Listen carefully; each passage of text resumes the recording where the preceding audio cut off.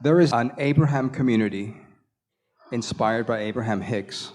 And a lot of the things that came up in the cruise, there are enterprises being born that are inspired by Abraham, businesses being born, new ventures that come from your inspiration.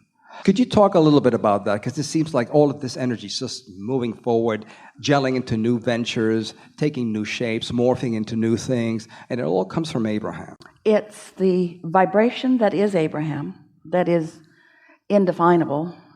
It's the vibration that is source, been present on your planet always, really accentuated as a result of this work. It's that vibration, more and more people getting up to speed with it, where they are the translators of the energy.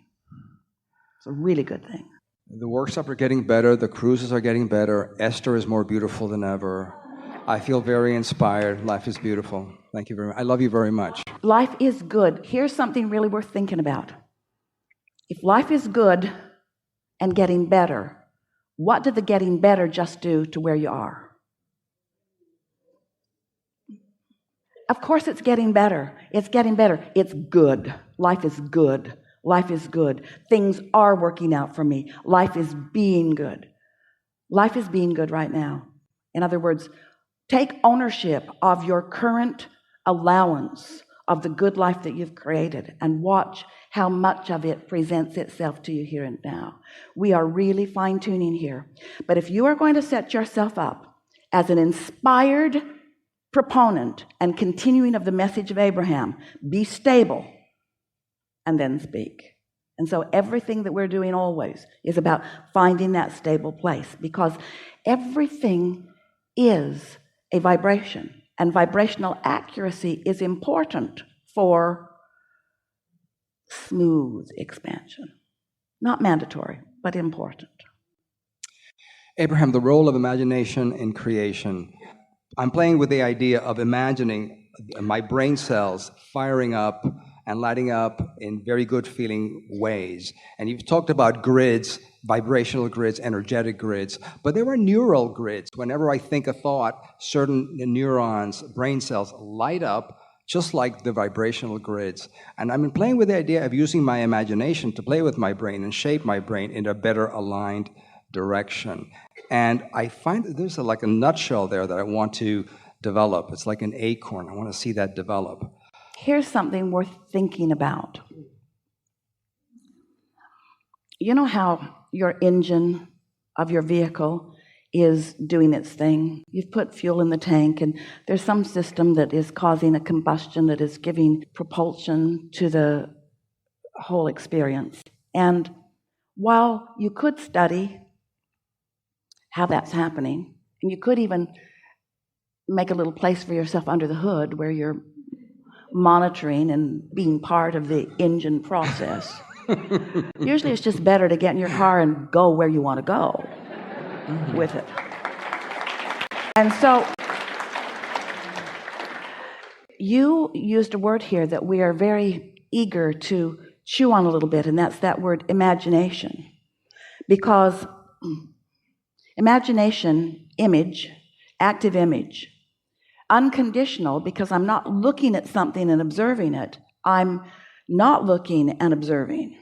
Actually, without even knowing it, I've found a vibrational stance which is causing the images. I have found a vibrational stance that is causing the images, and I'm receiving the images. I'm not imagining, I'm allowing myself to be imagined in. So, Abraham, did you just say I'm not the thinker of my thoughts? Mm-hmm. You are the achiever of the frequency that allows you to receive and translate the vibration into a thought. So, Esther was visiting with a friend the other day who is not part of this work. She is Esther's hairdresser. And so she was talking about some things she sees. And Esther was explaining to her, Esther said, I find this place where I can translate into words. And you are finding a place where you are translating into images. That's what imagination is. Now, those images come to you from some vibration somewhere. If you've been worried about a lot of things, if you've been convinced that there's evil in the world, it doesn't matter what it is that you're believing, there is a vibration that you're translating into images. So what we really want to say is we want to get way down the road to step 12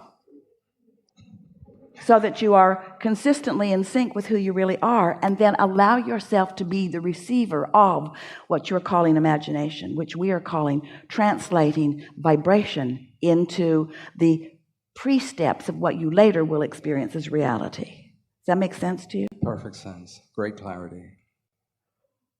I'm creating fertile ground for my imagination. That really is the best way to look at that. Years ago, Jerry he wrote a paper, but he was wanting to let a whole body of his work be about turning thoughts to things. Turning thoughts to things. And we want to take that idea further by saying, allowing the vibration to become the thought, to become the thing. You're not turning anything to anything. Things are just becoming, because the law of attraction is making sure of that. And when you posture yourself in a way that you allow that, so your entire work must be about getting yourself in the receptive mode, which just means get happy. Don't work on your imagination, get happy. Don't try to figure things out, get happy. Don't try to solve the problems of the world. Ignore the problems of the world or you will not solve them. Now, let's be clear about this. You can't really ignore them because they're in your face. They're really in your face. So you're not really ignoring them, but you're not giving so much airtime to them that you're preventing yourself from being the solution to the problems that are showing up. Feel the difference in all of that? So the vibration of the question and the vibration of the answer are very different vibrations. So you were somewhere, maybe in one of those earlier steps, when you asked an important question and launched an important solution into being. But now where are you in relationship to the solution? Are you more a vibrational match to the solution or the problem? And you can tell by the way you feel, because you cannot be both at the same time. It's one or the other. So that's what we want to say to you. Decide that your dominant intent, always, what you mean most to do right here, right now, whenever it is to be in the receptive mode, which means you're going to take the path of least resistance from where you are right now. So, could someone write a book that says, people of planet Earth, this is the manual of the path of least resistance. Take these steps. Take these steps. Or does everyone stand in their own unique place in relationship to where they are and who they have become? And is the path of least resistance something that's moving about for them, that they're just finding the vibe of?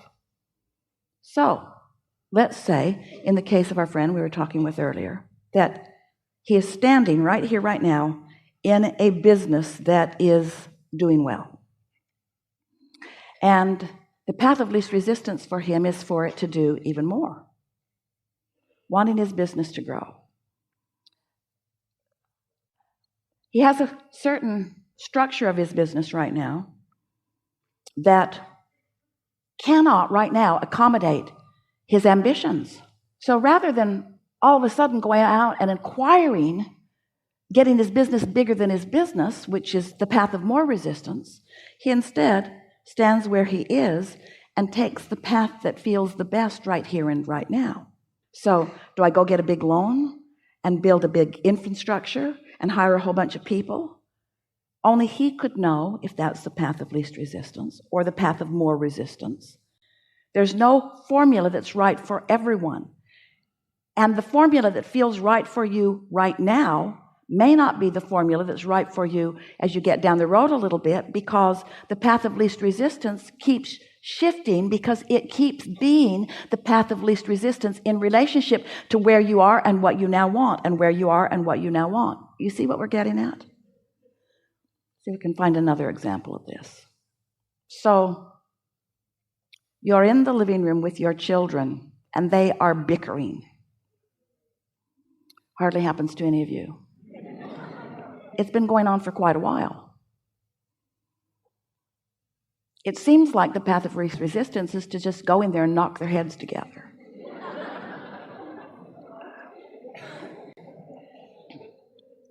After all, that's what your parents did.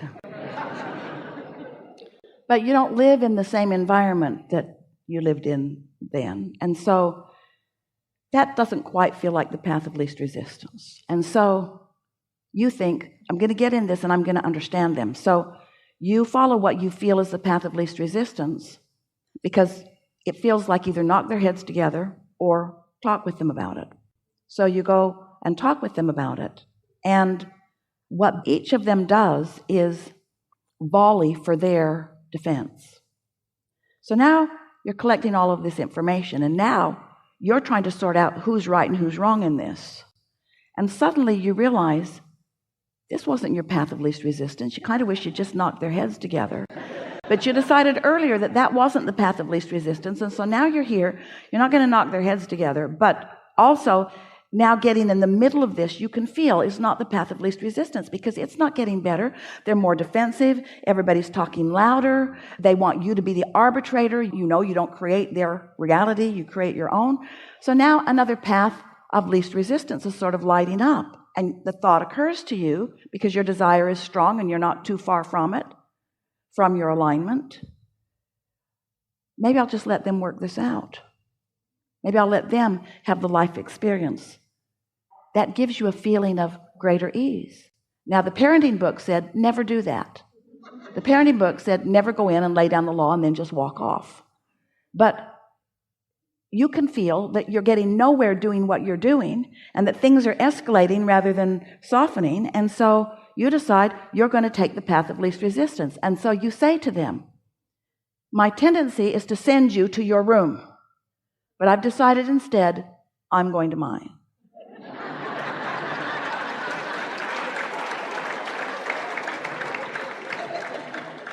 This is not a punishment to me. I'm saving my own life. I can't sort this out for you. It's not my job to sort this out for you. I don't have enough years left to get to the bottom of what's going on between you guys. And so I'm just doing what's best for me. And I would encourage you to do that too. Now, that sounds absurd if you've been reading parenting manuals, but we want to say to you, only what feels best to you is the best path for you. And the more you allow yourself to be in the receptive mode, to receive the impulse or the inspiration that gives you that feeling of relief, the more you will realize that, oh, there is such a clear path for you, and that Source has lighted it all up. And when you get in the practice of caring about how you feel and reaching for that alignment first, because alignment trumps everything, what you will begin to discover is that there are not 12 steps, there are millions of steps, and they will light up just when you need them. It is unlikely that the same step that you are taking right now will light up for anybody else at the same moment, because your relationship with your own vortex is much more varied than you know, you see. What you're wanting to impart to yourself and to your clients, to your students, to your children, to everybody through the clarity of your example is, I accept the goodness of me, and I've decided to let life treat me right now as well as it can. I'm in the receptive mode of what's best for me right now, what's best for me right now. And don't you wish that for everyone that you love? Don't you want to find some way to help them become consciously aware of what's best for them? Moment by moment by moment. We've enjoyed this interaction a lot. Good time for a segment of refreshment.